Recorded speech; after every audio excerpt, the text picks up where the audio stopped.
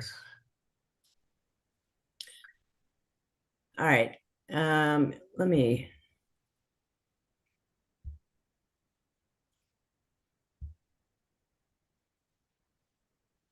All right, Scott, are you ready for me to? It's 9:59. I'll wait a couple minutes, and we're live streaming at this time.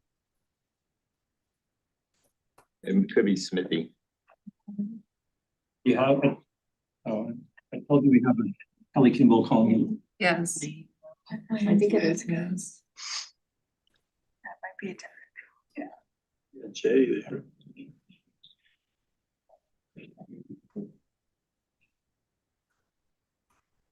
It's I just need to send them a letter about Scott Creek, so I asked.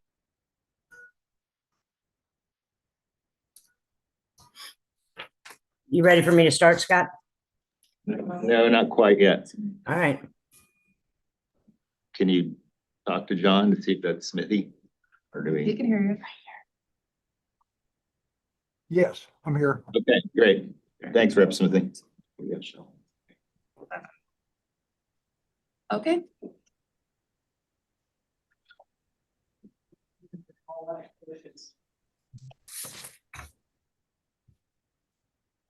Okay, we're ready to go.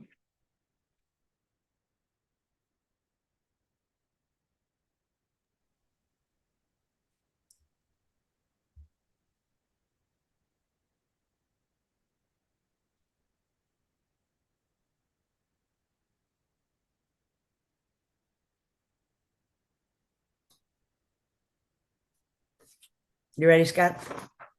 Almost. All right. I'm just going to sit here and not say anything until you let me know. Okay. You guys are kind of frozen on my screen, so hopefully. There you go. Oh, it's still on there first.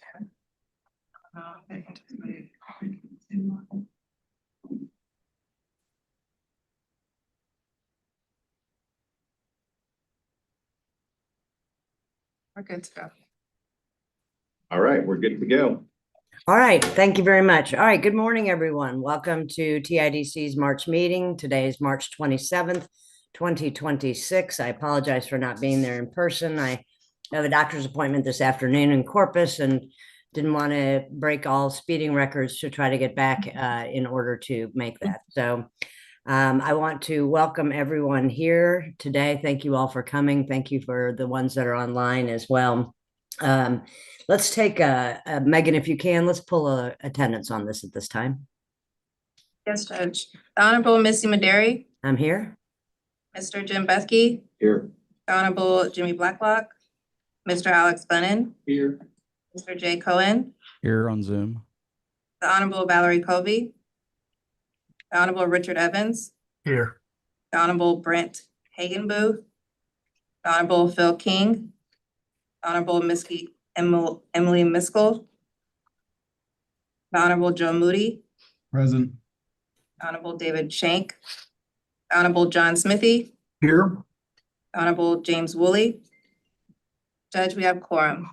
All right, great. Thank you. I was under the impression Senator Hagenboo was going to be there. He's not there. Scott, is that correct? One sec. Judge Woolley is. Justice Miskell is.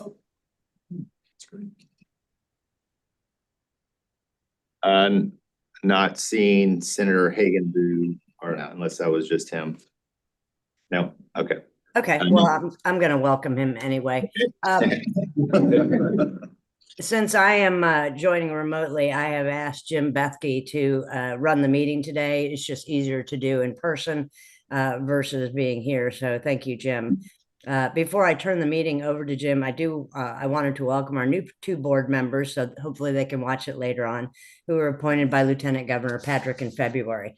Senator Brent Hagenboo is taking the place of Senator Whitmire. Senator Hagenboo is the owner and chairman of Titus Transport from Denton and represents District 30. He was elected to the Senate beginning last year, serves on the Criminal Justice Committee and many other committees, and is chair of the Select Committee on Veterans Affairs. Senator Hagenboo, I was going to give you a few seconds to say some words, but I think you'll probably watch this later or your staff will. So just wanted to say thank you very much and welcome to TIDC. Senator Phil King from Weatherford is taking the place of Senator Creighton and will also serve on the Texas Judicial Council. Senator King was a Fort Worth police officer for 15 years, continues to serve in the Texas State Guard, and is an attorney and businessman. He also serves on the Senate Criminal Justice Committee and others, and is chair of the Select Committee on Homeland and Border Security. Senator King unfortunately could not make it today due to a conflict, but I believe his general counsel, Madison Huerta, is here today so she could brief Senator King after the meeting. Welcome, Madison, and welcome, Senator King. At this time, that is the chair's report. And so let's, I'm going to turn this over to you, Jim, and if you can start with the approval of the minutes, that would be great. And I'm going to mute myself. All right. Thank you all. Thank you, Judge. Minutes are on page 7. Do we have a motion? This is from December 3rd. Do we have a motion to approve the minutes? So moved. Do we have a second? Second. I'll make that. Judge Evans. Oh, okay, Judge Evans. Okay. All those in favor say aye. Aye. Any opposed? Okay. It's carried. Next item is the director's report, beginning on page 14. Scott, you ready? Yes, thank you, Jim. Welcome, everybody. Welcome again to Senator Hagenbu and Senator King. Welcome to TIDC. Glad to have y'all. Wanted to first start off mentioning a new hire we have. Catherine McAnally has joined TIDC's Family Protection Representation Team as of January 16th as a senior policy analyst. She was hired under the Children's Commission's grant that we received to help improve county claims for federal Title IV-E funding to enhance family protection representation. Catherine has more than 2 decades of experience in this space.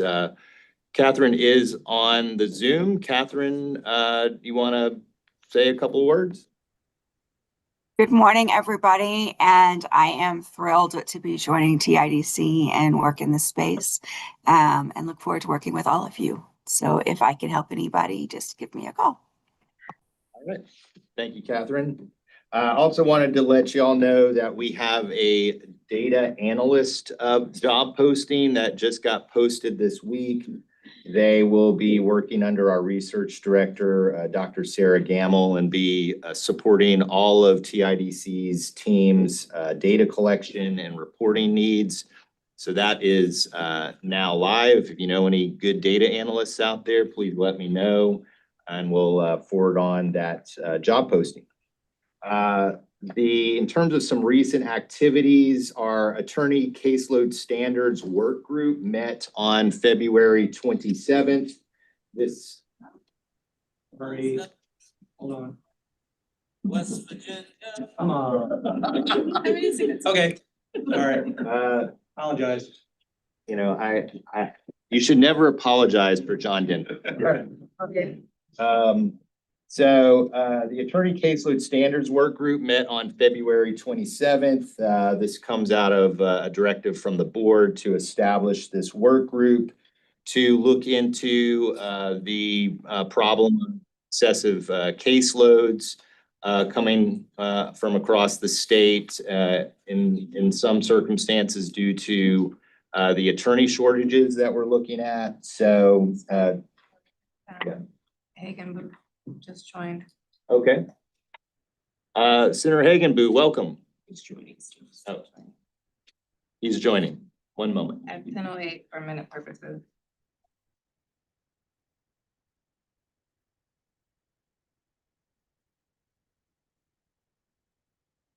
In?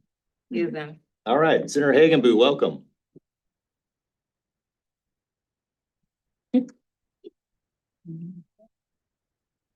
All right. So in terms of the attorney caseload standards work group, Dr. Gamble will go into more details on the work there. We have a new grants management system that we are implementing. I think That's been mentioned before by Edwin. And so the grants team has been working diligently to get that into place.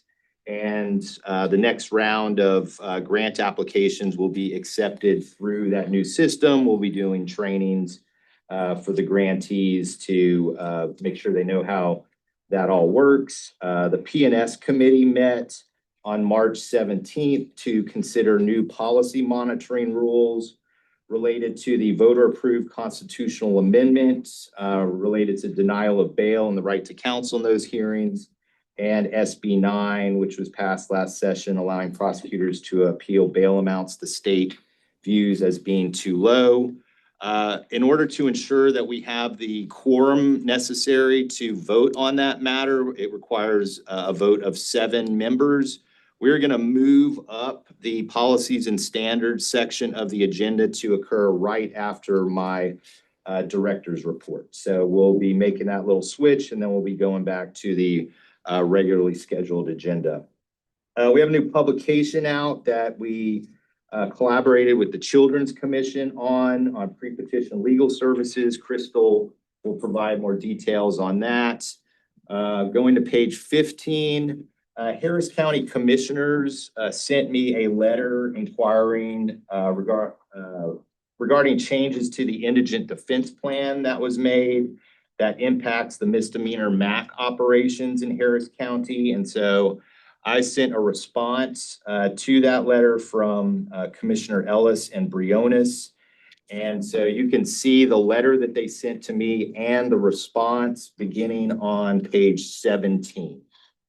Gideon Day, also known as Public Defense Day, was on March 18th, celebrating the 63rd anniversary of the Gideon versus Wainwright Supreme Court decision that established indigent defendants have a right to appointed counsel in state court under the 6th and 14th Amendments. So we did some activities on our social media channels around that, and Cody Huffman, Claire Whistler, and I attended Travis County's Gideon Day event, which was really great. Been meeting with some legislative staff, met with staff from Senator Phil King and Brent Hagenbu, our new members. Also met with Senate Finance staff regarding how we've been using the funds appropriated to us since last session, and some potential areas that we'll be looking for additional funds next session. Legislative work group meetings. We've decided that because we have so many items that are left over from last session due to the veto of our omnibus bill, that we felt like we didn't really want to add any more legislative items to that. And so on the criminal side, we're not going to be doing our usual legislative work group process. However, on the family protection representation side, we will have some legislative work groups around that. I've reached out to the governor's office and hoping to meet with them in the next couple of weeks to get some of their guidance on what we can do to the previous legislative proposals to meet Governor Abbott's what he would like to see, what he would be willing to sign next session. The Judicial Council is going to have a committee on family protection representation this year, and Crystal will be assisting them on that. And just wanted to remind y'all, for the June 12th board meeting, that will include both a discussion of our legislative appropriations request as well as our regular board meeting. So that will be a longer board meeting than usual. It's now scheduled for 4 hours to last from 10 o'clock to 2. And then finally, you'll see a number of stats at the end of my report on Operation Lone Star regarding our expenditures and case resolutions. And Deborah is in the final stages of completing her audit of the Lubbock Private Defender's Office on their Operation Lone Star expenditures. And I'm really hopeful we can issue that report in the next few weeks to LPDO and Lubbock County to resolve the outstanding balance issue that exists there. So that is my report. Happy to answer any questions that board members have. If there are not any questions, then we will then go to the PNS section of the agenda. Mr. Brennan? All right, I'm gonna turn it over to Wesley to explain our committee motion. Okay, thanks. The materials for this section, we're skipping ahead to page 56. The first is a short report out on just our indigent defense plan submission process. We still have about 41 counties that haven't fully completed that approval process. Those that remain uncompleted will get a special condition on the formula grants when those are issued later this spring. That's about consistent with past bienniums. Turning now to page 57, this is something we did talk about at the last full board meeting in December, was the potential need, and we got some to go forward with developing a process to monitor the two new appeal processes. Scott just referenced those. The first one is the constitutional amendment, SJR 5, which allows denial of bail in certain types of cases. It specifically provides that a person is entitled to be represented by counsel in those hearings. And then SB 9, which is a quite extensive bill affecting all kinds of bail proceedings, has one particular one that affects right to counsel, and that's the right for the state to appeal the bail amounts. And that's the one we're going to spend the most time on in the next few minutes. It has a very expedited timeline in the statute of 20 days from the time the notice of appeal is filed for the Court of Appeals to actually decide the case. So that's just extraordinarily quick. And so that's why we're going to have some special proposed rules to go along with that. The Policies and Standards Committee did meet 2 weeks ago to review these two proposals. And so we will have committee motions. The committee motions are to propose the amendments to TIDC's administrative rules so that staff can monitor local jurisdictions' timely appointment of counsel in these two types of proceedings. And if y'all do approve that motion, we'll publish those rules in the Texas Register. The process then is they lay out for 30 days, at least 30 days for public comment. And then at the next regularly scheduled meeting of the board, which should be by the June 12th meeting, we'll bring those back to you. Any comments received, and then you can consider at that time adopting the rules. Moving on down through the rules, I'm going to skip ahead. The page 58 and the top of 59 are our existing rules. We already monitor prompt appointment of counsel. That's one of our key things that we do in policy monitoring. And we're proposing, and the committee has proposed to add 2 new sections related to these special bail proceedings. So they each get their own paragraph. The first one would deal with the denial of bail. It's actually the second, but I'm going to explain it first because it's the easiest. So it would just direct staff to begin monitoring and review any cases in which the state sought to deny a defendant bail. We'd look through those case files and see if there were any requests for counsel.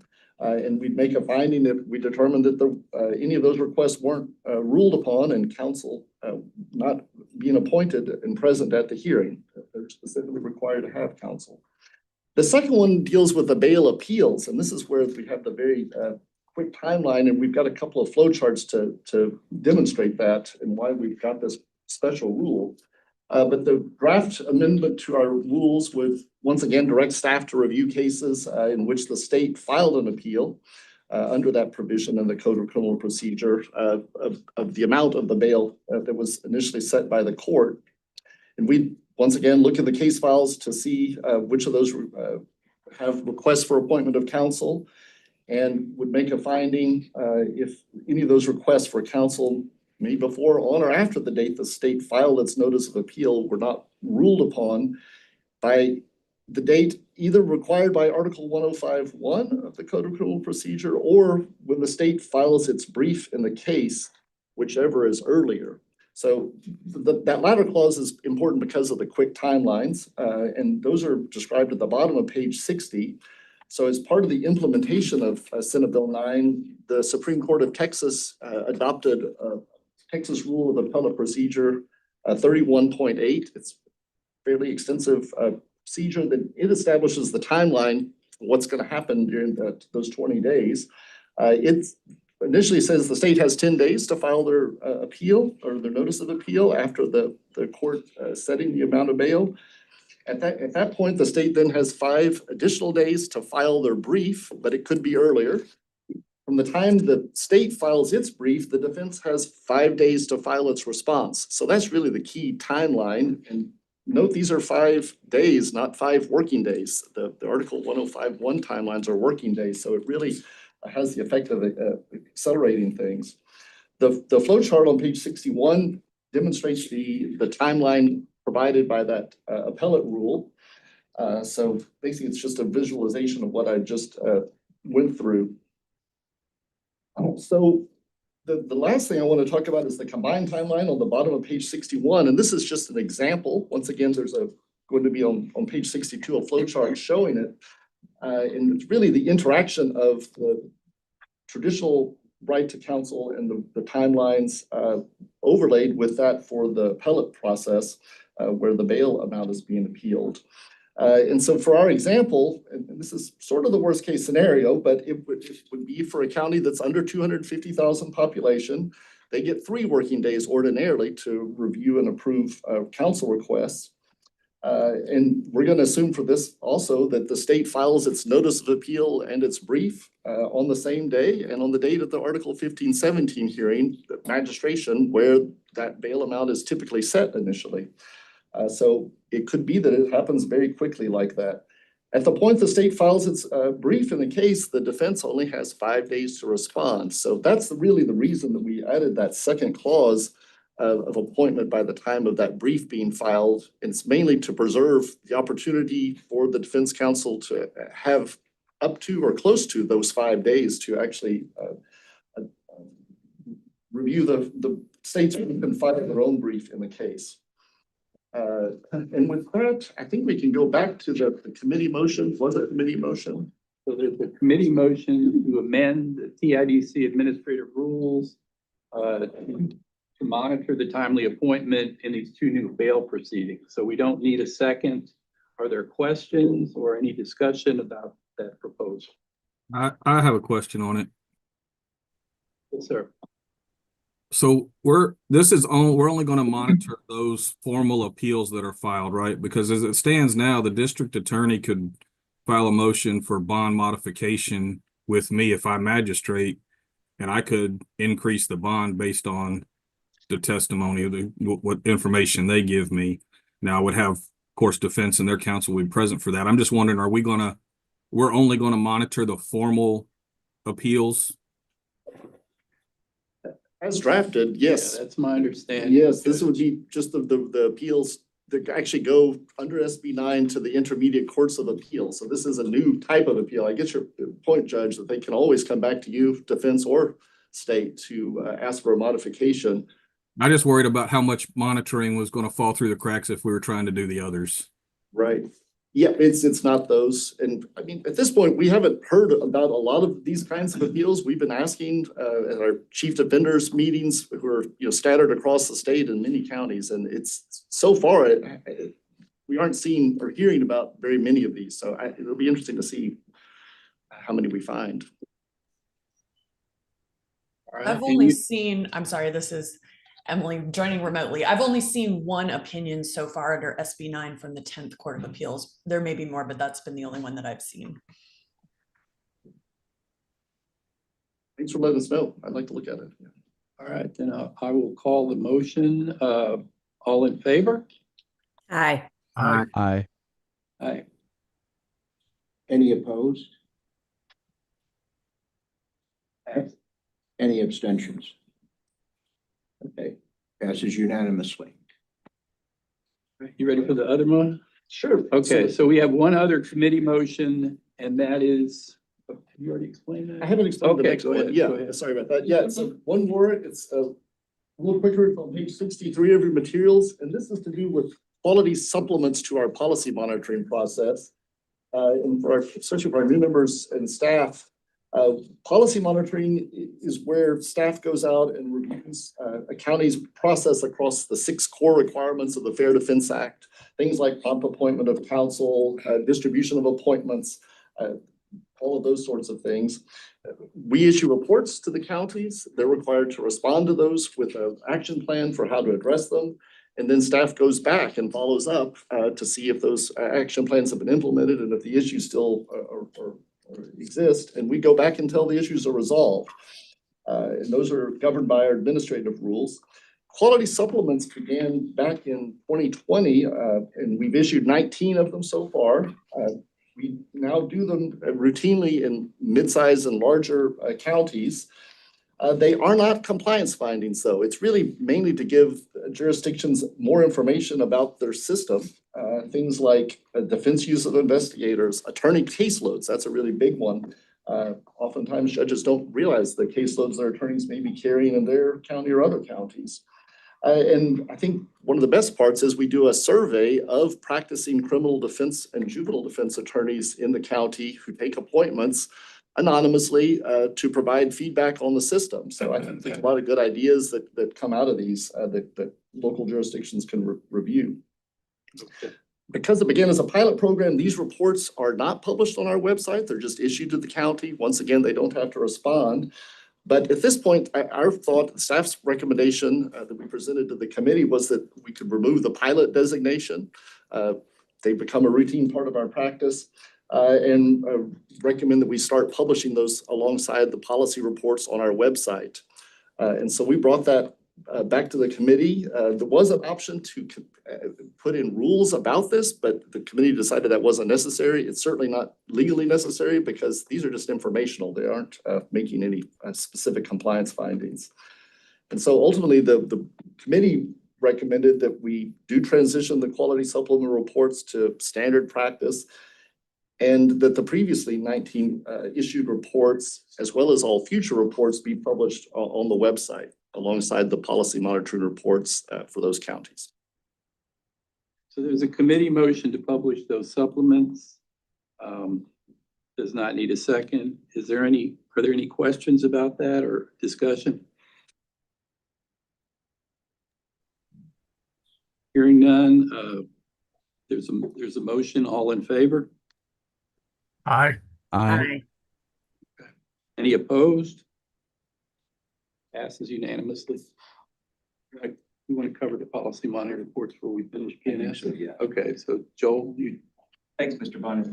Beginning on page 65, we have a summary of recent policy monitoring activity.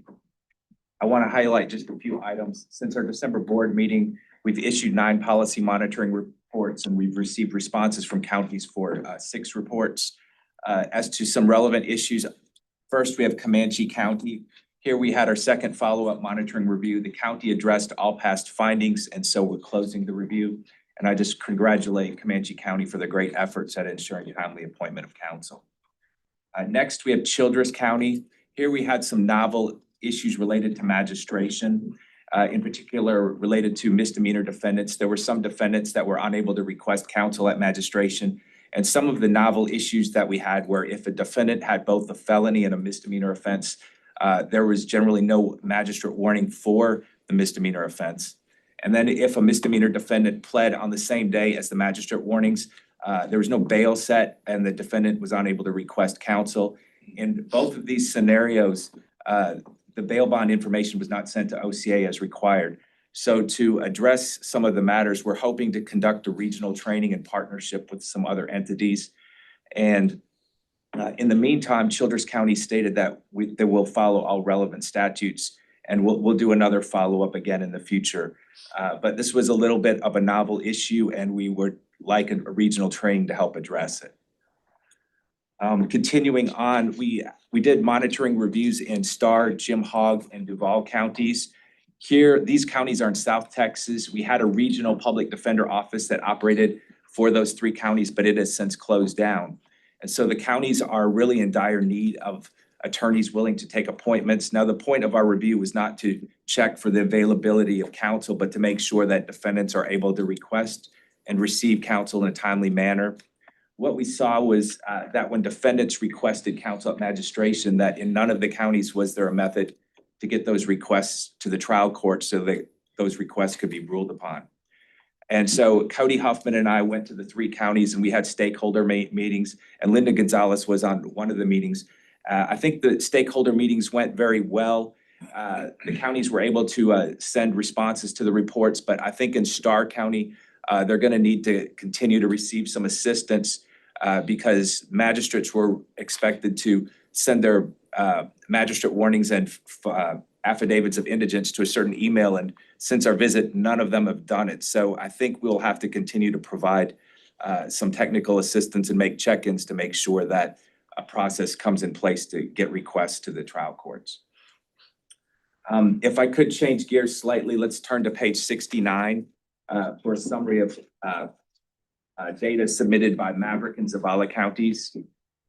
These 2 counties have to submit monthly appointment data to us, and this all started in 2022. We've had longstanding monitoring reviews going back to 2008, and the old reports and county responses are listed in the meeting notebook. You can check those out if you would like.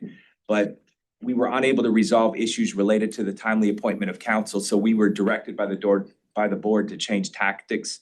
And what we were doing is taking monthly data or getting monthly data totals from each of the 2 counties. Those go back to 2022. We've made some changes to the county system, and those are listed on, I guess, a little bit further down on page 69. First, we've approved a regional public defender office that will take cases in Maverick, Dimmitt, and Zavala counties. This office has not yet quite come into being. They're still searching for a chief, but after that, hopefully it will help with the availability of attorneys. Second, we've provided funds for an indigent defense coordinator in Maverick County. This person has been in place for a little over a year. I'm pretty happy with the improvement in the appointment process, but we've recently had some delays in the reporting of data. And so Bill Cox and Linda Gonzalez are gonna go down there in coming weeks to make sure there's no underlying issues and to check out and do a little monitoring. But if there are issues, I'm sure that they will find them. And then No question. you can see that some of the monthly reports from Maverick and Zavala counties on pages 70 and 71. It's not the complete list of reports, but the amount that will appear on one page. And you did, I think yesterday or the day before, you got an update from the indigent defense coordinator, correct? With some, I guess, February, maybe January and February data? That's correct, Scott. Up until then, we hadn't received anything beyond December from Maverick County, and we were a little concerned that maybe something had gone awry. But we had received recent reports, so the indigent defense coordinator is still making appointments. And from my recollection, they were at 100% appointments in terms of requests received and appointments. Right? That's what it looks like. Yeah. Thank you. And then we have one final issue, and that is on page 73. I'm going to provide an update on complaints. There's nothing really noteworthy here, and it's just for informational purposes. But since the December board meeting, we've received 24 complaints. 20 of them related to criminal and juvenile delinquency matters, and 4 related to family protection matters. 2 of those complaints were within our agency scope, and both of them involved defendant complaints about their attorneys. And so there's no action needed to be taken here, but that completes my report. If there's any questions, I'm happy to take them. All right, Mr. Bunnan, good work, Wesley, Joe. Really appreciate the work you did prepping for this, and also the continued work in Maverick and Zavala. Bill, it's my understanding, some staff will be going out to Maverick in a week or 2. We will, early April. Okay, very good. Excellent. All right, going back to the research and data website updates, that begins on page 28. Dr. Gamble. Good morning, everyone. So I have 4 updates. I'm gonna start with the research because, that's the most fun.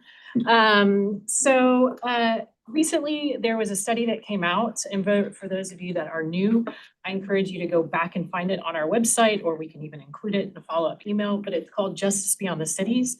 And it explains in great detail with some quality research the attorney shortage issue that is most severe in rural spaces. And as a response to this, we've continued to look into this issue with our data. We found some different trends. Not only is it decreasing, but we're not getting, year over year enough attorneys in comparison to those we're losing. We aren't getting new attorneys at the quantity that we need to come in and take care of this indigent defense work across the state. And so to kind of understand some of the issues that are going on, we did two things.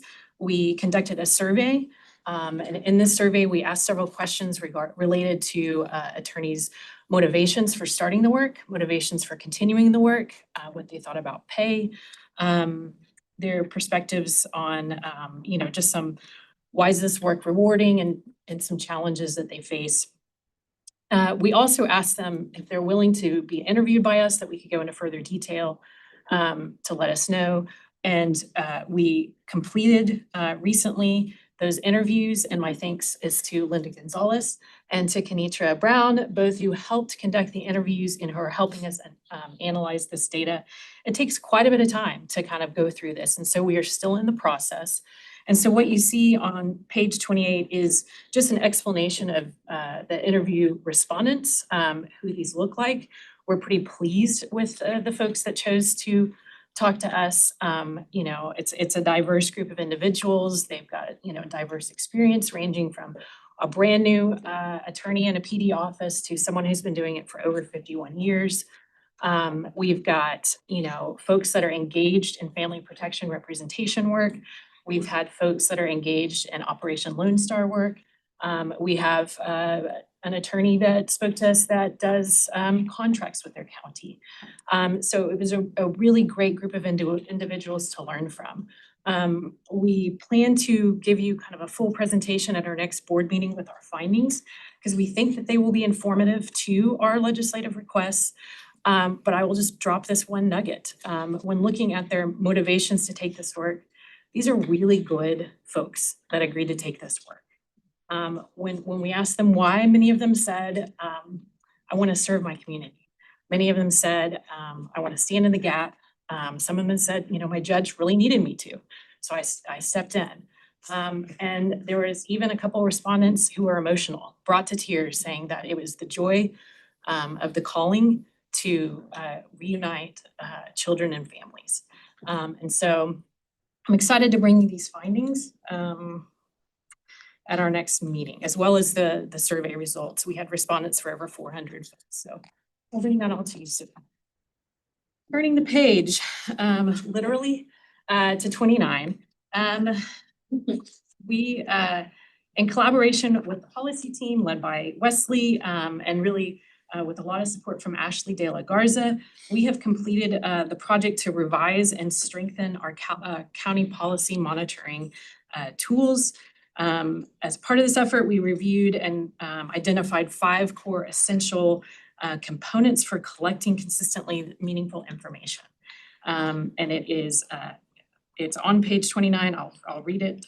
Court observation surveys, judge interviews, indigent defense coordinator interviews, court coordinator and court staff interviews, and attorney interviews, which are separate from the quality supplements that Wesley just discussed. These components were upgraded and integrated into Qualtrics, a web-based platform for data collection and analysis. It's going to help our policy monitors, more efficiently update their notes and update those reports that they want to provide back to counties, as well as kind of for the first time ever, help us more easily identify statewide trends.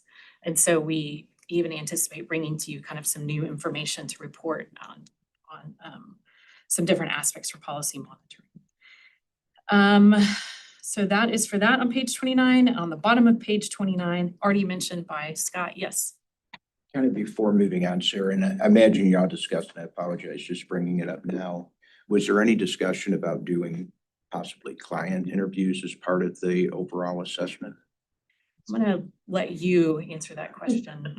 Sorry, Wesley. We didn't really discuss it, no. I mean, they aren't a routine part of our monitoring process. I mean, these are the folks that we learn how the system works, gaps, that go into the actual findings. So the people we routinely interview. Maybe at some point. Yeah. I'll make note. I think that's a good thought. Something for the quality supplement. It could be. Yeah. It could be. Thanks for the question.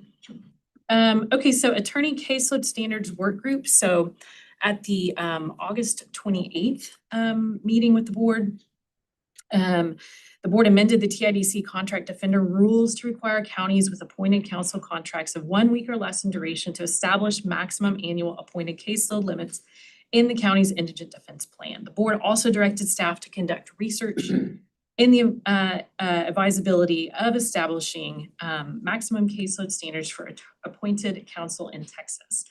And so we, as a response, put together a work group to examine these issues, and we had our first meeting on Friday, February 27th. We had 18 attendees, several of which were TIDC board members, so my thanks to them and their time to attend, because it helped to bring those conversations, you know, to have some just more excellent quality to them. In attendees, we had also county judges, public defenders, private attorneys, and researchers. And the meeting focused on the overview of the project goals. We shared some initial data on Texas appointed attorney caseloads. We heard presentations on approaches other states have managed to take on attorney caseloads. And overall, the participants recognized the problem of excessive attorney caseloads, as well as some of the challenges to address them systematically, including the reduction in the number of attorneys willing to accept appointments. There is also the recognition of the need for additional funding to help address attorney caseloads. And one initial research question that we were asked was, how does the Texas indigent defense funding compare to other states? The latest available research, we have it linked. So if you're you know, virtually online, you can actually click that word research right there and it will access that report. It was published. It was published by the Sixth Amendment Center, and well, the national per capita spending was $19.82 and compared to Texas, which was $9.19. But we're now, as of FY23, at $13.61. So it has gone up. It has gone up. So we are still below the national average, but one might say trending to trending up. So our plan is to develop a research agenda and share with the work group for feedback. And we anticipate a second work group meeting in August or September of this year. And I think we said the final product would be deliverable. I'm now blanking. December board meeting. December board meeting. Yeah. I can't remember the Yeah. December board meeting date, but But yeah. Any questions on that before I go to the last item? Okay. The data website update. So my thanks is to Kristen Meeks, who works alongside me in many of these efforts. And much of the recent work on the data website has focused on behind the scenes improvements. We're combing through our data, making sure everything is to the highest integrity and reliability. And then really kind of the next big thing to report is that in preparation for the next legislative session, we maintain this data website with the Public Policy Research Institute out of Texas A&M. And so with their partnership, they are helping us build our new data website that will be bringing together the legacy data website, which houses data from the inception of TIDC 2014 to 2023, with our current new data website, which was a project that started collecting reports and data in 2024 to present. So it's going to bridge those two different things. It's a lot of data mapping that's not very exciting to report, but we expect for that to launch in May 1st, ahead of our legislative session and ahead of everything that we need to kind of work towards for session. And then the next small thing is in the next coming months, we will just be preparing any updates for our next round of mandatory reporting, specifically with the Indigent Defense Expenditure Report, attorney practice times, which are due October 15th and November 1st. And that concludes my report. Before we go on, something that Sarah said reminded me of something I forgot to mention during my report. So Sarah was talking about the attorney shortage crisis that rural areas are facing. And so just yesterday, the House came out with their interim charges, and one of the charges in the Criminal Jurisprudence Committee is directly on point here. So there's a charge on rural criminal justice workforce development, about studying the feasibility of developing partnerships with Texas-based law schools to strengthen the pipeline of criminal prosecutors and defense attorneys serving rural and underserved areas of the state. And so looking forward to working with the committee, testifying on, you know, what we can do to help in this regard, because it's clearly I would say the biggest issue facing Texas right now that we really need to solve. This is John Smithy. I'm chair of that committee, and I had requested that charge. And I really think that although I'm not going to be in the legislature next session, I'm not returning. I do think we can lay the groundwork maybe for some appropriations to some of the law schools to develop these rural programs for both prosecutors and criminal defense lawyers, because they're really running short of both, as everyone's aware. Yes, well, thank you, Chairman Smithy, for putting that request in. Looking forward to working with you on any info you need. Great report. Any additional questions? Okay, hearing none, we'll move on to the family protection representation. Crystal? Thank you. So we're on page 32 now. And real brief for the new members online or staff who might be here, for our new members on the board. You may be thinking, why is TIDC doing family protection representation? I thought this was a criminal justice organization.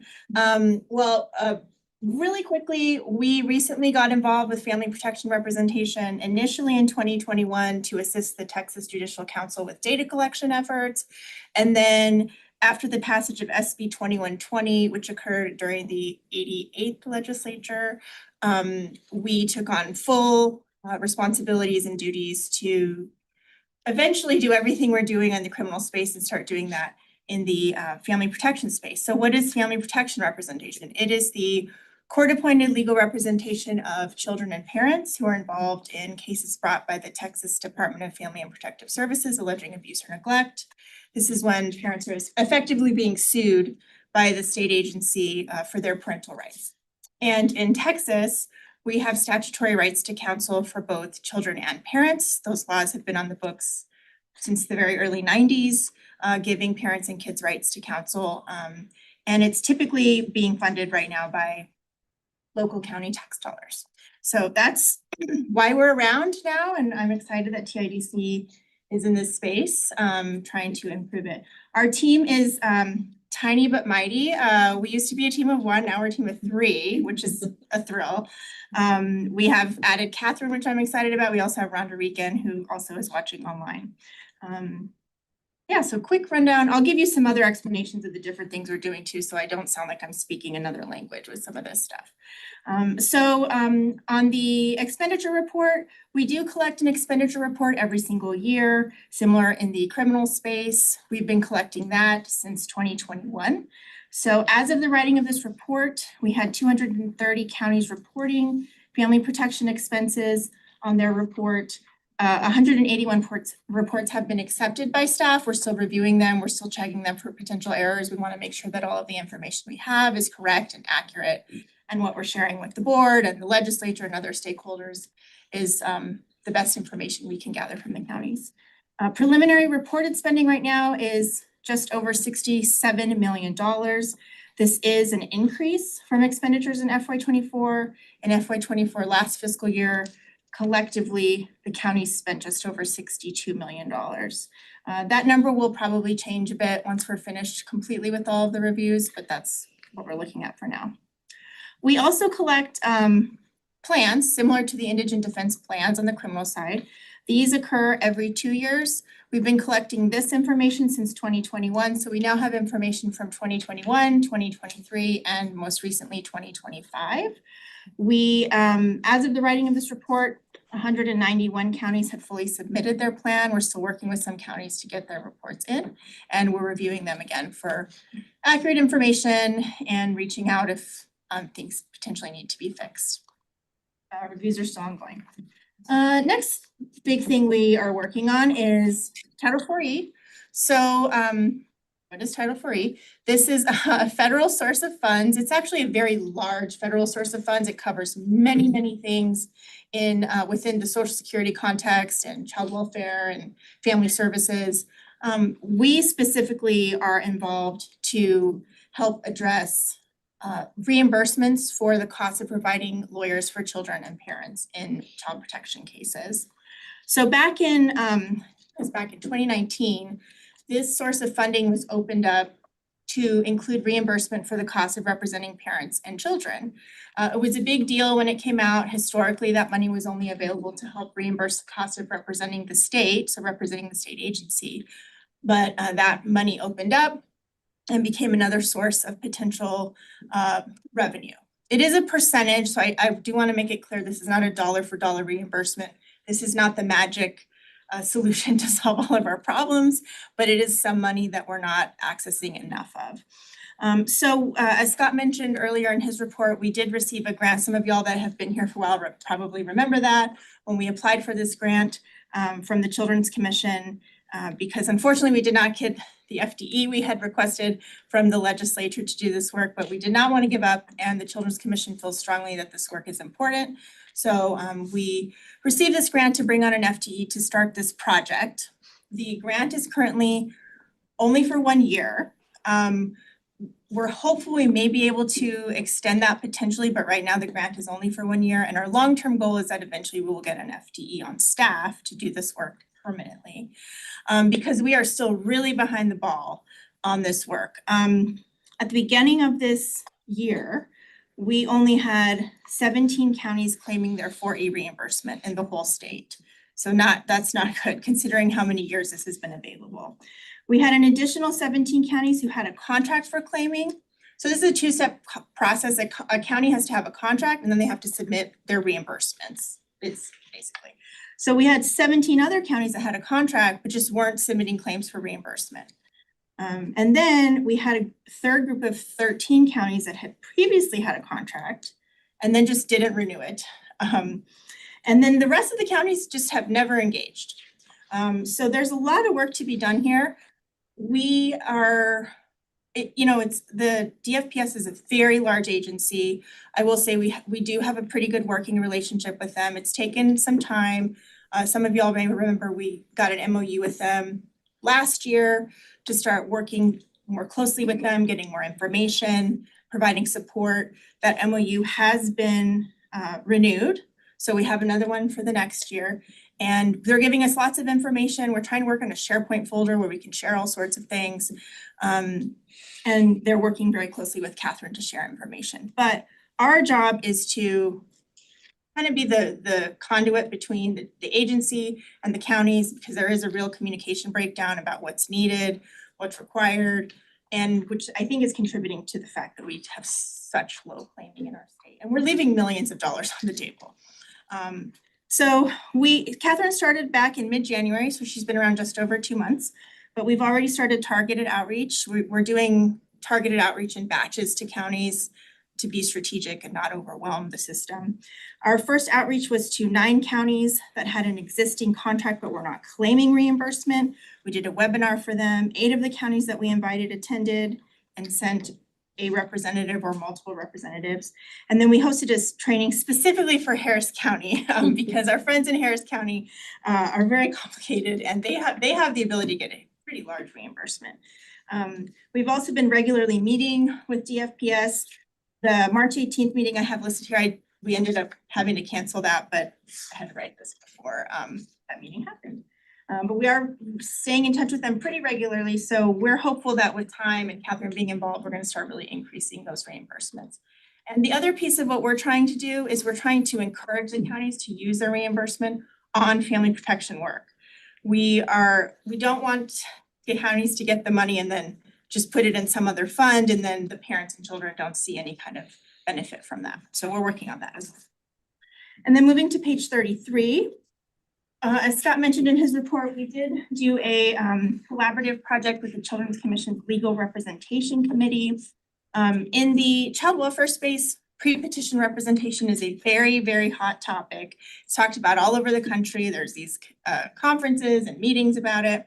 And essentially, this is providing representation to parents before a court case has been filed. Because in the child welfare space, during an investigation or what's called a family preservation case, parents don't have rights to attorneys, but a lot of, frankly, due process things happen in those cases. Parents may be asked to put their child somewhere else. They may be asked to do drug treatment and therapy and all these things without the benefit of counsel, and could effectively change the composition of their family, potentially even long-term, based on the choices that they're making. So the Children's Commission has been working for a while on pre-petition work, and thought that a survey to get an understanding of stakeholders' understandings of the work would be helpful. So we worked together with them on that. I do want to give a big thanks to Dr. Gamble. She put the survey together and looked at all of the results for us. And then Claire made the report look really nice. So those of y'all in the room have a printed copy. And then those of you online can see it electronically, but it looks really nice because of Claire. So big thanks to her. And I think the plan is to mail them, all the board members, a copy of that. Okay, great. The Children's Commission printed out some really nicely bound copies for everyone. And super quick highlights of that report. We did have 322 total respondents participating in the survey. 60% of the respondents were attorneys who were in the work representing parents and children. We had a lot of very experienced people responding. 39% had over 20 years of experience. Our representation of the state was great. Every single DFPS region, so there's 11 DFPS regions in the state. We had someone from every region respond. 47% came from urban counties, 33% came from rural, and 20% came from a mixed urban and rural setting. So we had a pretty good showing from everyone in the state. And the top 6 ranked areas for legal needs in this pre-petition phase is substance abuse or alcohol use intervention, navigating a DFPS, Department of Family and Protective Services investigation, family law issues, financial needs, mental health or medical care of a parent, and criminal defense, because there's a lot of overlap between families involved with child welfare and people involved with the criminal defense system. And this was interesting, maybe not a surprise to us here, but 171 respondents indicated that a multidisciplinary office would be the most effective way to deliver the services. 78% of the respondents felt that there was a need for this work in their community. And then of the people that reported a concern with this work, 27% or 27 people reported a concern with not having enough funding. And then another 23 reported being concerned with not having enough quality attorneys to do the work. So although there's a need, there's certainly a need for funds and people to do the work as well. And with that, that is my report. Any questions? Yes, Senator Hagenbu. Ask you a question. Yes, sir. Yeah. Is there a shortage as well of these family protective representative lawyers as much as the others we talked about? Definitely. There's a struggle, I think, across the board. What we see historically in the data we've been collecting is that counties are not increasing their numbers of lawyers to do the work. Some are staying pretty stagnant, some are losing attorneys. And we don't have as many, I don't want to say younger, but newer to the field attorneys coming into the work. A lot of the people that do child welfare work have been licensed 10 years or more, 10, 20 years or more. And at some point, these people are going to want to retire. And we don't have people filling the void coming up and doing the work. So I won't take long here because it's probably something to do offline, but just briefly, I have several rural counties and this has come up. And the county attorney for Young County, for example, brought it up and he said, he was asking me to potentially propose a bill that would allow attorneys like him to represent children. I guess there's a law right now that says, government employees can't do that kind of work. And that wouldn't be a big solution. We obviously need more lawyers, young lawyers coming in, but it would be helpful, it seems like. So I might follow up with some folks here who's ever got the best expertise to see whether there's any sense in trying to work on that bill again. Okay, we'd be happy to talk more, provide any information that you might need in that space. Jim, I do have one question. At the beginning of the presentation, we talked about 67 million net. So what did we net out? What was the gross expense or? That is the amount that the counties are spending out the door. This work is essentially being funded completely by county dollars.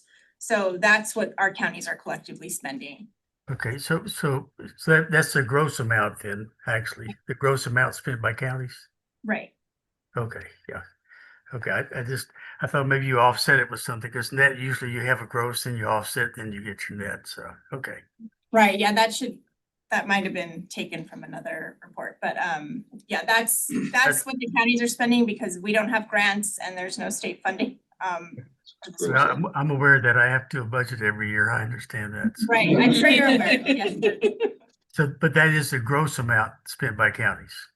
Well, I think it's net as well. There's no offset. Right. So gross is net. Okay. Right, it's all the same, unfortunately. And Crystal, I'm not sure if this is a question for you or Scott, or if we even have the information. I know that there were some grants that were going to be made available. Have we had any, with these types of funds, have we had any counties take advantage of that, or have we issued grants? So for the what we're calling the TARP funding, the Temporary Aid for Rural Programs, we have set aside $1 million to try a pilot project for family protection, like essentially a division within a rural public defender office. No one has yet applied. I am hoping and anticipating there will be an application being presented to the board at the next meeting. I have been chatting with someone about it, and I hope they'll get it in. But we do have one place that I think it could be really a really great project to try. Good, thank you. Any additional questions?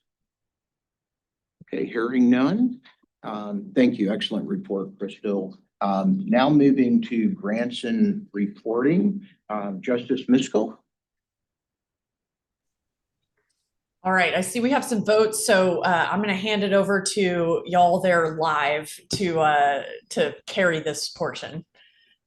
Thank you, Justice Miskell. I'd be happy to jump in on this portion of the agenda. I'm Edwin Colfax, the Director of Grant Funding, for those of you who I have not met yet. Just a few informational updates today and then a couple of action items, as Justice Miskell mentioned, pretty short for our grants section. So on page 35, we have an update on the reported county expenditures on criminal and juvenile delinquency indigent defense.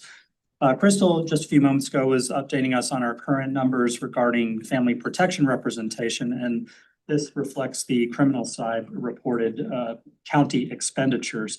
So like Crystal's side of the house, we are still going through desk reviews to try to do our best to validate the county's reporting and look for any errors. We usually find quite a few, so these aren't final numbers. But essentially in 2025, Texas counties reported spending about $522.6 million on indigent defense related to criminal and juvenile delinquency matters. That represents about a 12% increase year over year from 2024. Going back to Judge Evans' question regarding gross and net, in this space, of course, TIDC does provide some funding to Texas counties to offset some of their county expenditures. I don't have the exact figures for 2025 finalized yet, but typically that's going to be about 11 or 12% of reported county expenditures that gets reimbursed through TIDC's formula or improvement grants. So a pretty small percentage overall is covered by state grants. That figure of $522.6 million is what the counties themselves spent, and some portion, probably around 11% of that, gets reimbursed through TIDC's formula and improvement grants. So we'll have those final numbers sorted out for the June meeting after we finish our desk reviews of all those submitted county reports. Moving on to page 36, we have just a regular update on the Fair Defense account and revenues that are flowing into it.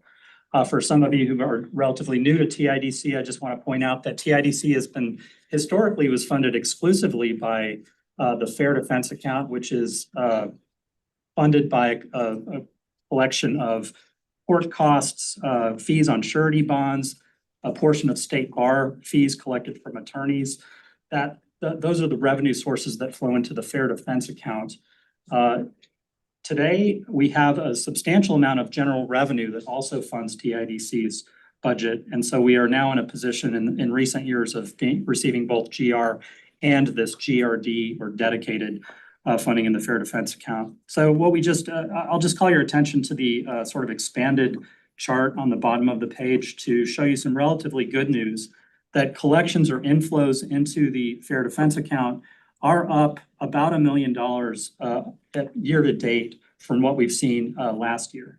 So that fund is continuing to grow. Of course, with the pandemic, it took a nosedive, and then since then, it's been growing. And so that portion of our funding is stable. And because of the legislature's change to provide us with GR in addition to this general revenue dedicated, we are in a very stable budget situation.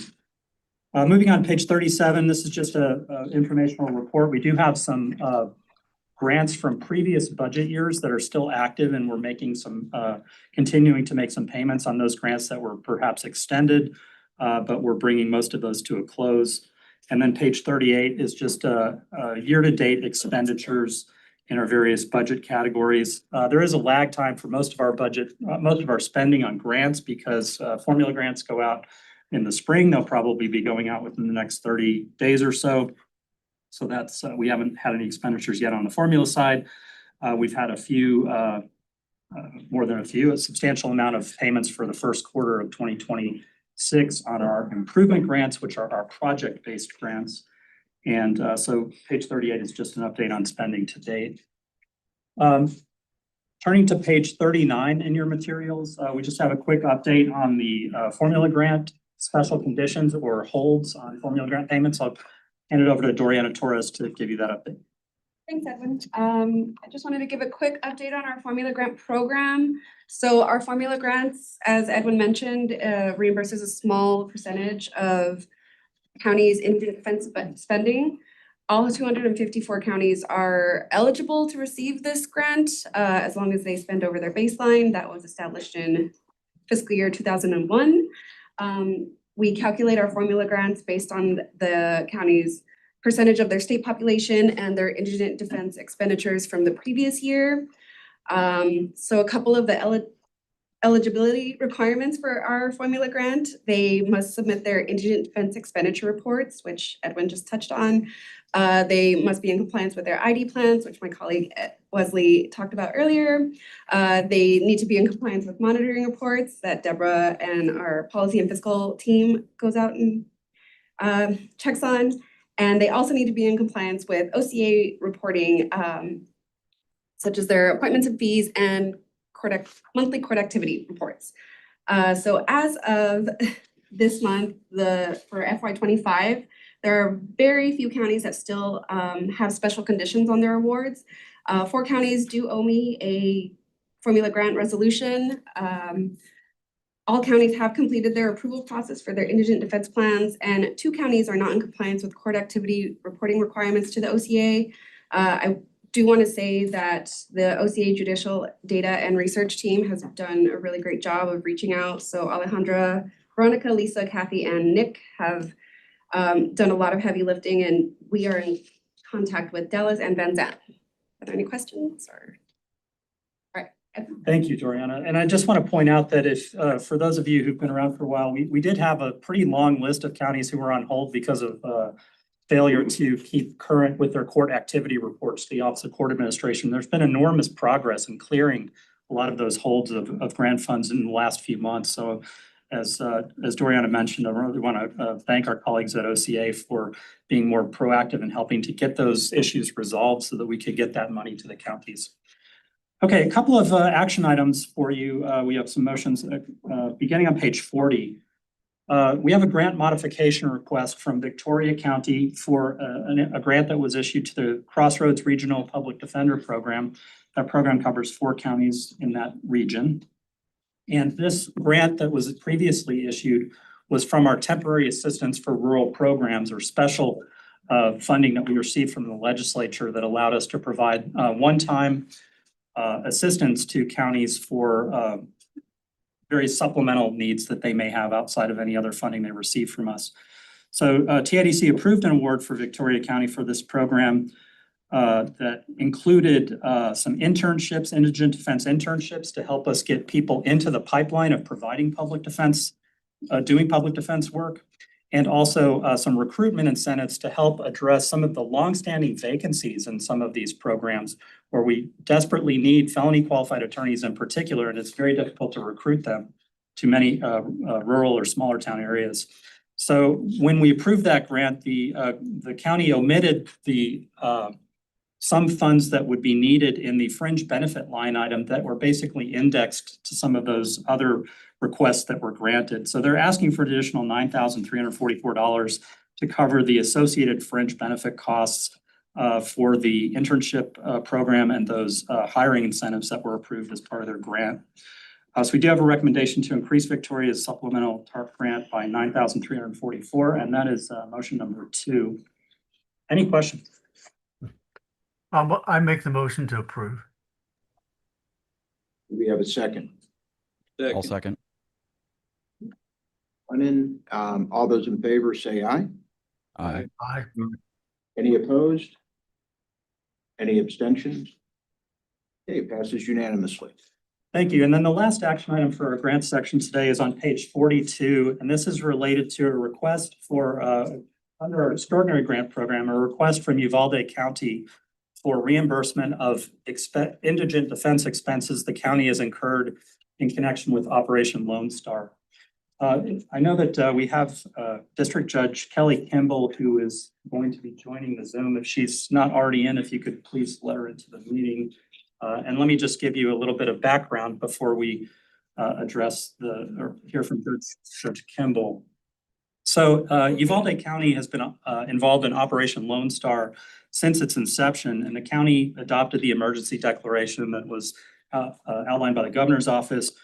Early in Operation Lone Star, Uvalde County declined to refer arrestees to TIDC's regional Operation Lone Star Defender program that was coordinated to serve the counties in the region that were being impacted and didn't have sufficient attorneys to handle the huge influx of defendants into the system.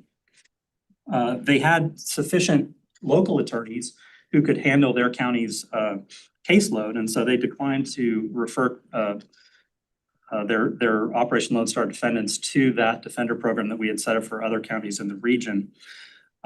They also received early in Operation Lone Star some funding directly from the governor's office that included, among other things, some funding for indigent defense costs locally associated with Operation Lone Star.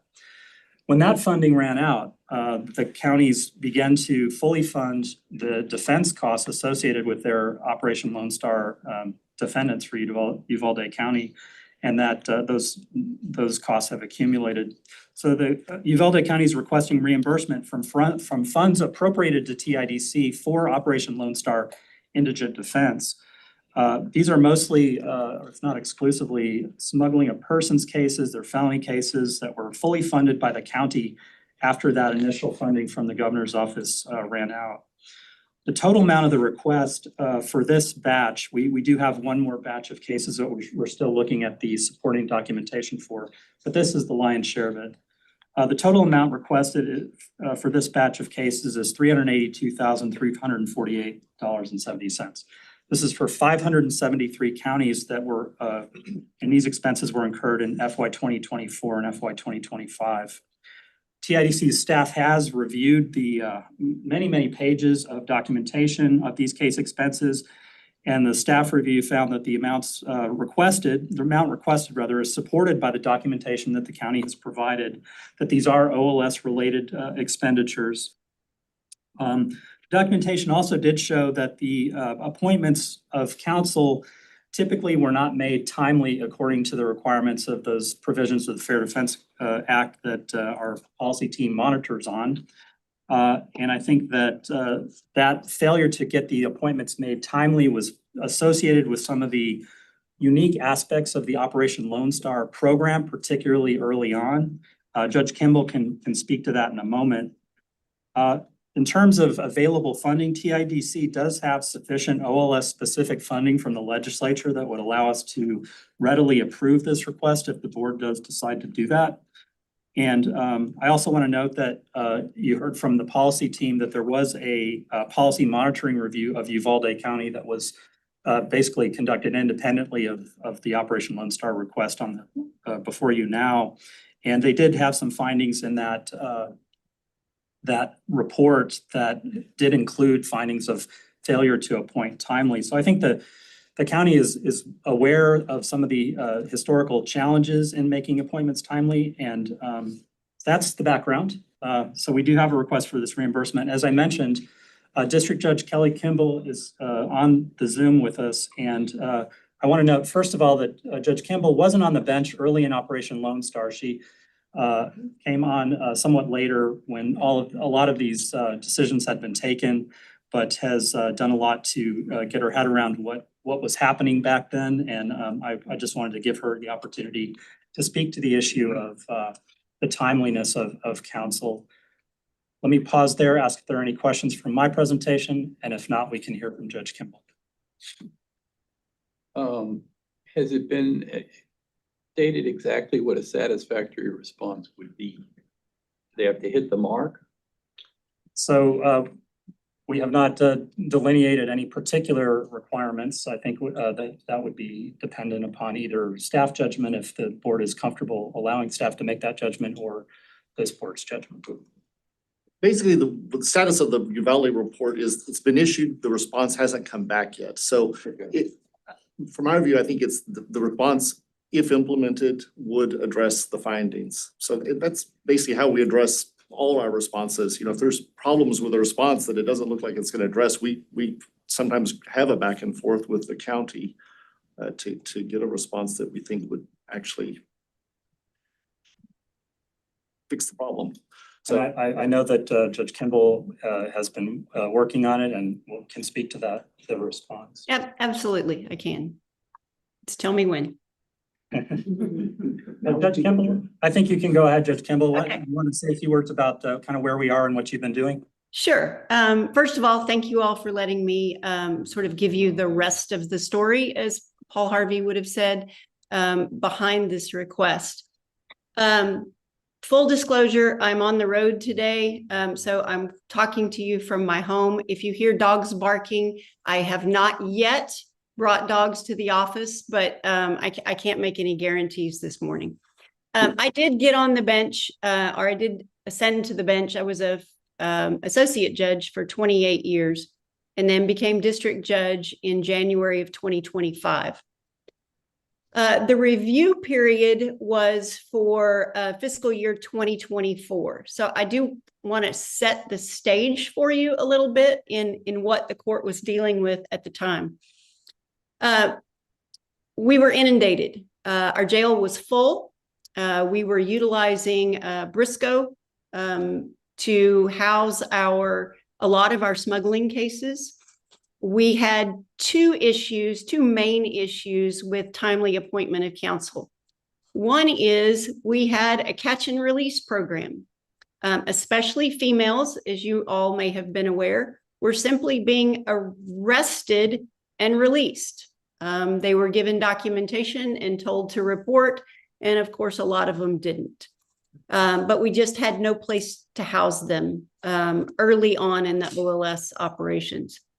The second problem was the county made the decision before my time not to join the Regional Defender Program. However, that didn't necessarily change the way especially DPS troopers processed their cases. So I would love the opportunity to go back and sort of do a deep dive on each of the cases that didn't pass muster, because it was probably either a catch and release, or two, much more frequently, DPS took our defendants to the central processing or the central booking in Valverde County. They were magistrated there. There was no mechanism. In fact, I double checked this on Tuesday of this month.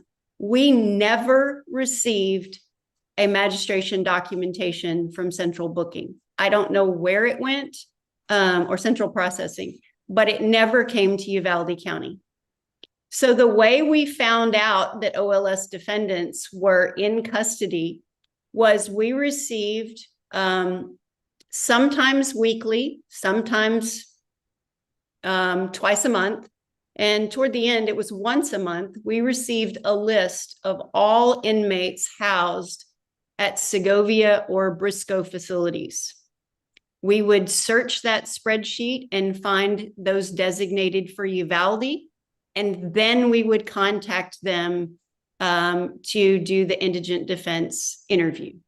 That was sometimes days after they got there. Honestly, sometimes it was weeks. And in one particular case that I'm aware of, since I got on the bench, it was months, because the person was in Briscoe for both Kinney County and Uvalde County. They were listed only as Kinney County, and we simply never knew they were there on our charges. We have spent, now that's where we were. Several things have happened since then. Number one, my staff and I have spent the last year creating systems, not only for indigent defense, but also case clearance rate, which is not you all's purview, but it's pretty high on our list. We have stopped using Briscoe.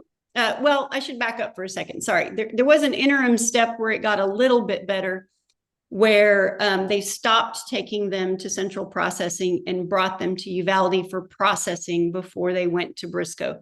And I suspect that there was a dramatic increase in compliance at that point. We no longer use Briscoe at all. We do still have a bit of a gap, which I met with the JPs as recently as Tuesday in order to formulate our response to our audit, which is due April 13th. And so I'm just going to kind of give you an overview of what our response is going to be. The JPs are magistrating timely, but they have never developed, they have never followed the system that we put in place about notifying the court. Our response to that, we are dealing with elected officials, has been, I have an indigent defense for felonies of 2 people. They interview every single person in the jail every single day. And the reason for that is, like I said, the JPs have not yet followed their own processes always of getting us the documentation. Even when we do get the documentation, it's not always designated whether they do or do not want an attorney. So we've simply bypassed that, and every day we interview every single new person, which we're a rural county. It's rarely over 5 or 6 people, to see whether or not they want court-appointed counsel, and we help them fill out the documentation. That's kind of our biggest response in how we've done that. That's on the felony side. And I think the only other issue in our audit was the CLE compliance, and that has already been addressed and fixed. We now have all appropriate documentation for our court-appointed attorneys. On our county side, which is really misdemeanors, the audit, we don't have a county judge right now. Our county judge was suspended. A citizen took their place, and we are using visiting judges to cover our county court. Nevertheless, I did have a pretty lengthy discussion with Joel about how to respond to that. And at his suggestion, with the JPs, we created an an email account where all of their magistrations will go. I can't promise you yet that will be addressed on a timely basis, but we've put that first step into action already. The second thing is I have visited with both of the finalists for county judge, which they would take the bench in January. They have both encouraged me to apply for the TIDC grant for an indigent defense person for misdemeanors. I suspect that third person will be integrated into our already indigent defense department. And at that point, I anticipate that we will actually, on a rotating basis, even be at the jail on the weekends. So in a nutshell, that's our response. I would highly encourage TIDC audit to come back. I'm super excited about the changes that we've made, and I think you will find full compliance, at least on the felony side, in all areas already. And, give us a year with the new county judge, and I think we'll have the county, the misdemeanor side in full compliance as well. Thank Any you, Judge. questions?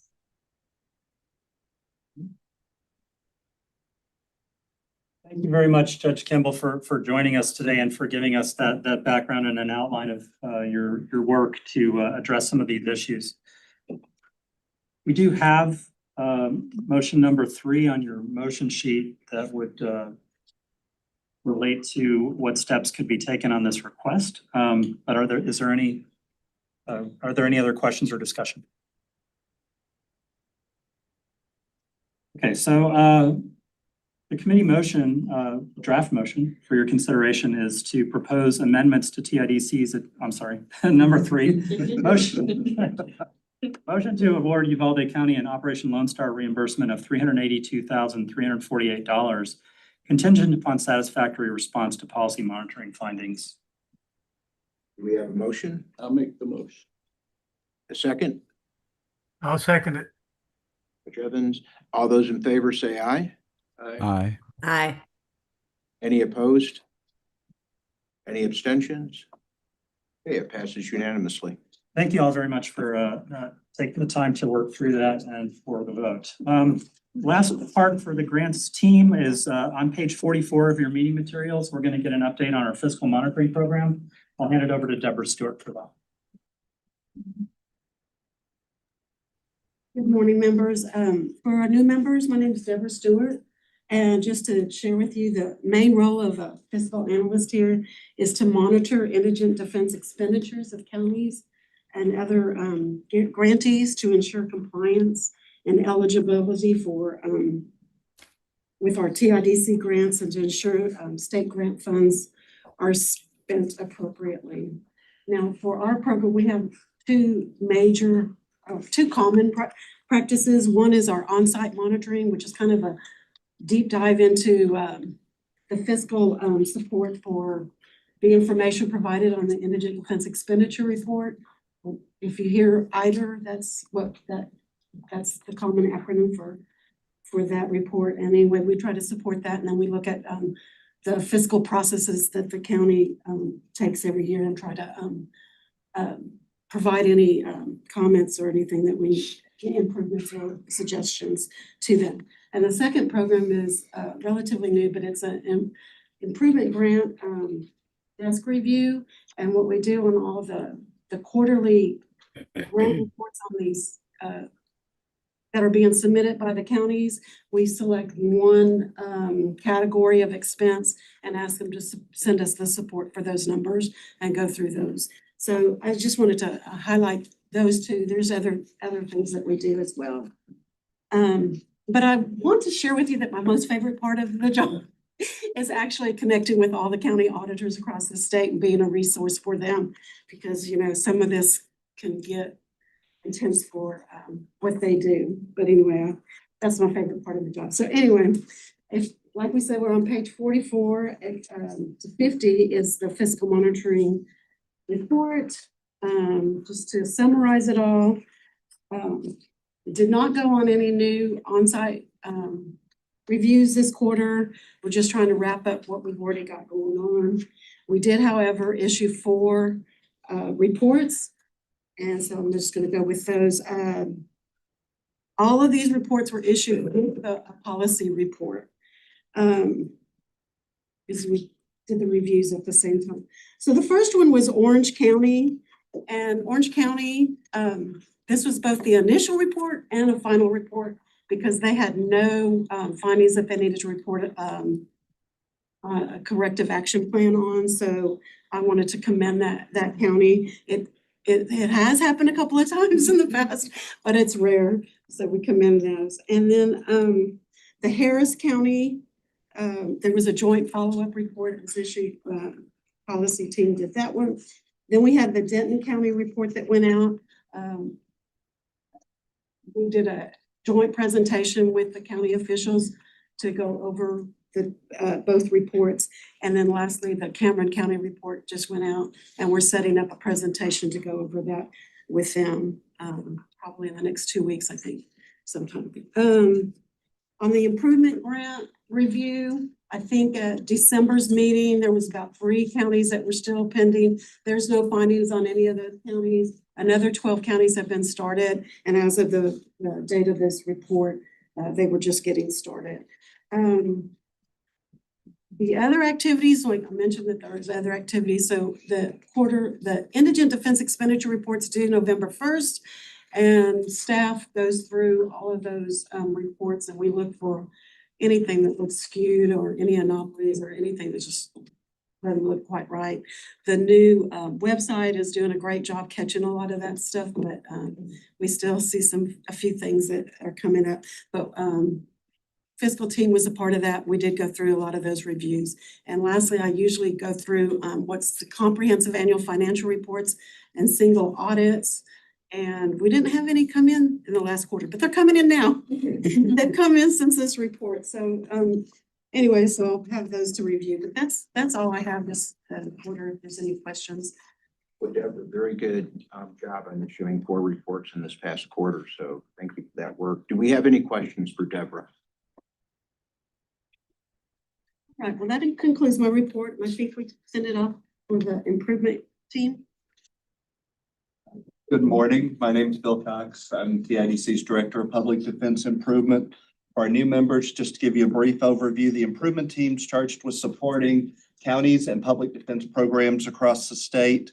And we do that in a number of ways. One is technical assistance. When they run into issues, we take calls, we go do site visits, and we work through what they're running into and try to help them identify solutions. Frequently, that evolves into what we call planning studies, which is when a county wants to look at improving the current system. They want to make significant changes, such as installing a managed assigned counsel program, which is in between the traditional panel attorneys run by the courts, or a public defender's office, or some combination thereof. So we work with county officials. We learn what their current system is, what their goals for the new program are, how they would like it to be structured, whether they want it to deal with all case types or just a certain area. For instance, they may have a lack of attorneys that are willing to take high-level felonies, and they want to have the office focus on that. Or frequently, attorneys would prefer not to get a lot of mental health cases. So they would like to create a managed assigned counsel or MAC or a public defender's office to deal with the need in that area. We work with them, develop a planning study, which initially becomes the plot for where that office is going to go, what staffing it will need, what the salaries should look like, looking at the reviews we've done from the indigent defense expenditure reports on staffing across the state and what the common salaries are and what the needs are going to be in terms of operating resources, from computers and printers and furniture to everything else that goes into it. And then the county can literally take that and turn it into an improvement grant application to TIDC, either for our regular improvement grant program or sustainability grant program. In addition, we provide a lot of work to help fill the needs for public defense across the state. As Dr. Gamble pointed out, we've seen a loss of 25% of the attorneys taking appointed work statewide over a 5-year period. Some counties have seen a loss of 50% of their attorneys taking appointed work. And so Kristen Meeks on my team works very closely with law schools, works with a lot of members of the policy team that also do improvement work to get the word out to law schools about public defense careers and what law students can do, what their opportunities are, whether they want to do private practice and get on a panel, they want to work with a MAC, they want to work with a public defender's office. And then she also works with all of the public defender's office and managed assigned counsel programs across the state to highlight their opportunities, from internships for law students through job opportunities for careers down the road. We provide all of that information on the improvement section of the website to help make Texas public defense jobs accessible for attorneys who are looking for a change across the country or for students who are looking to get into legal work and public defense work. And then in addition, we also provide a lot of support and training, including one of our signature programs. It's a partnership between TIDC, the Texas Criminal Defense Lawyers Association, TCDLA, the Harris County Public Defender's Office, and the nationally recognized training program Gideon's Promise, which we call the Future Indigent Defense Leaders. And just to highlight one of those programs, we will have what we call a returner weekend at graduation for the 5th class of participants in the program at the end of April. And then our 6th class of 30 students, which will be grown by 25% with direct funding from Harris County for 10 of their attorneys, will start their intensive 2-week program the end of April and complete it the end of the first week in May. This program not only helps to give new attorneys the skills they need to effectively advocate, to learn their client stories, to build an effective relationship with the client, to get trust, to be able to advocate effectively, but also to help build sustainability in the work. Future Indigent Defense Leaders helps to build a culture of support. And so we also have our prior program graduates, what we call our alumni program, come back for those returner weekends as well. And that's facilitated by our partnership with TCDLA and their grant funds from the Court of Criminal Appeals. And then in addition, the improvement team also does a lot of publications. Most recently, we put together a toolkit for stakeholders, notably county officials who want to take that step to build a public defender's office, going step by step on everything that needs to happen from the award of a grant through hiring of a chief. Ashley De La Garza is working on the lead for the next piece on this, which is currently being vetted by some of our public defense leaders right now. There will be a toolkit for those chief defenders, whether they're new to the role or they've been it for a long time. That's everything you wanted to know, but didn't know you needed to ask about working in that function. And so with that, I just wanted to highlight one other item on our planning studies before I pass it over to Kristen for recruitment. At the request of our chiefs, we have developed a new tool for planning studies for existing offices that want to look at taking on representation in capital murder cases where the state is not seeking a death penalty. It's literally a plug in the number of cases you anticipate you would need to take. And then it provides a high level overview of how many attorneys, how many investigators, how many mitigation specialists, how many support staff would be needed, along with the related operating expenses that go into that as a pre-step to a formal planning study. And with that, let me pass to Kristen on our recruitment work. Thanks, Bill. Hi, everybody. My name is Kristen Meeks. I'm a senior policy analyst, and I'm the other person who's full-time on the improvement team with Bill Cox.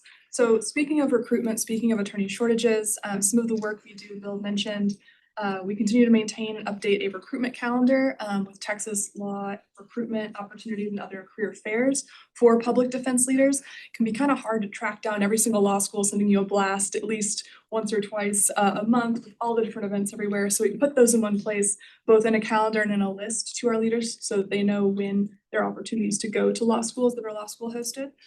We also maintain a public defense jobs board. So the intent of that board is for that to serve as a resource for law students or attorneys who are looking for public defense job opportunities. Since all of our offices are local hosted in counties for the most part, if you were looking for a job, you'd have to go to all these different county websites to try to find them. So instead of having students say, oh, well, I have to go to this county or that county, we put all those jobs in one place for them, really help them be able to navigate that as well. I will say that is, I'm gonna say probably the number one thing we hear positive back that we've recently implemented from students and from frankly career services. They're like, oh my gosh, I can send them to one place. I know where to send my students when they ask about these kind of jobs. So that resource has been a big boon for the work. We also not only provide these resources to leaders and to law students, we actually go to law schools. So we host what we call public defense days, where we bring in a panel of defense attorneys that are doing this work. They could be public defenders, they could be private counsel taking appointed cases. Usually it's a good mix. And we'll bring that panel to campuses, working with career services and or student organizations to really introduce students to not just the concept of public defense, but also let them ask their questions. Let them be able to talk with folks who are actually out there in the field doing the work. What is your day-to-day like? And really get the sense of being able to see themselves in this work once they graduate. So this spring, we had several of those events as well. Between that and some of the other outreach we've done at law schools, as of March 13th, we reached 244 students through outreach and events at 7 different law schools. I will say that number is old at this point because we had some events this past week that happened. And so one thing I would like to say is I can't do this by myself. So a big thank you to my other team members who work with me on this stuff, go to events. That's going to be Cody Huffman, Ashley De La Garza, Kanisha Brown. Thank you guys so much for all your work this semester. The one other thing that we handled this spring, which was new, is we've developed a program that is kind of educational overview of what Sixth Amendment rights are in Gideon. And we had that program be presented by Cody for the first time at an undergraduate pre-law kind of track event this spring. So that was a great event as well. And with that, that's kind of the highlights of recruitment. Thank you, Kristen. And one other area I'd be remiss if I didn't highlight is we also support all of TIDC's Operation Lone Star work with Linda Gonzalez. And as Joel mentioned earlier, Linda and I will be going to Maverick Dimmitt Zavala in early April, both to look at some challenges in Operation Lone Star and then to look at overall how the system's functioning. Bill, thank you. Do we have any questions from the members? I want to just make a comment. That's a tremendous amount of work that's been accomplished and it's each quarter, each time. And I know that I rely on y'all when we have questions in Bear County, and I'm really appreciative as well as a number of my other stakeholders. So huge value add. And in Bear County, we have lost since COVID. We've gone from over 500 attorneys taking private appointments to 250. So we've dropped in half the number, which needless to say is creating caseload challenges. So on that high note, I think next meeting, June 12th. Okay, June 12th, any new business? Hearing none. Any public comment? Hey, Jim, let's, since the senator is here now, we just wanted to welcome him. Senator, we introduced you at the very beginning of it, and we'd asked for any comments that you wanted to see, but we just wanted to say welcome very much. I'm the chair, I'm Judge Maderi.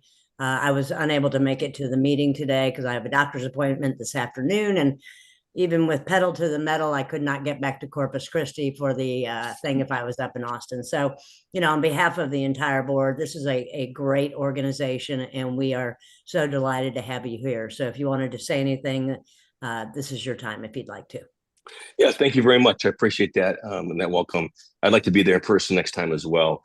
We didn't get as organized as we need to for this meeting, but went over the materials in advance to some degree and listened here today. This was obviously, we have outstanding group, great discussion, very important stuff for the state of Texas. And I look forward to working with you all on it going forward. Thank you very much, Senator. Jim, thanks so much for leading the men. Anything else? I think that's it. Motion to adjourn. I'll make that motion. Everyone